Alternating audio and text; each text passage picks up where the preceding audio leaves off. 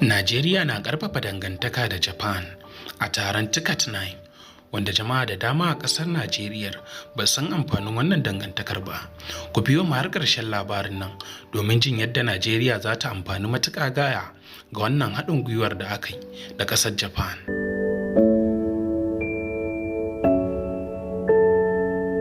Gwamnatin Najeriya ta halarci babban taron Tokyo International Conference on African Development TICAD 9 da ake gudanarwa a birnin Yokohama a ƙasar Japan.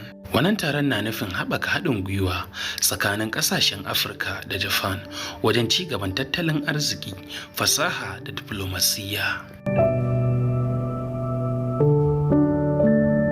Shugaban ƙasar Najeriya da tawagarsa sun bayyana cewa burinsu shine jan hankalin manya-manyan kamfanoni da masu zuba jari daga Japan domin samar ga ayyukan yi ga matasa, ƙarfafa masana'antu da kuma inganta harkokin noma da makamashi a Najeriya baki ɗaya.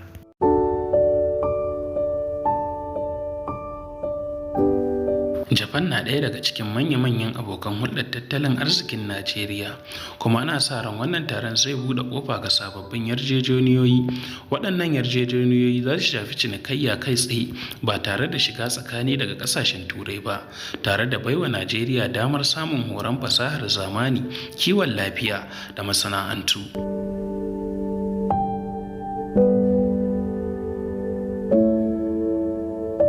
Haka zalika, Najeriya ta yi amfani da wannan taron wajen ƙarfafa dangantakar diflomasiyya da sauran ƙasashen Asiya, tana mai jaddada cewa haɗin kai tsakanin Afirka da Asiya zai kawo ci gaba da ake buƙata, musamman wajen samar da ayyukan yi da rage talauci a yankin baki ɗaya.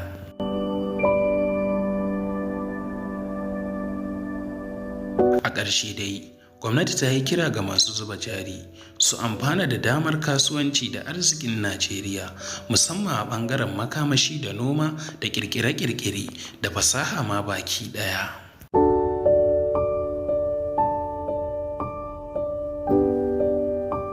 Thomas sauraro, idan kun fahimta za ku gane cewa wannan haɗin gwiwar ko mu ce wannan haɗin kan ba iya Japan zai kawo ci gaba ba, mu ma in dai za mu bi mu amfana da wannan haɗin kan za mu amfana sosai in Allah ya so ya yarda.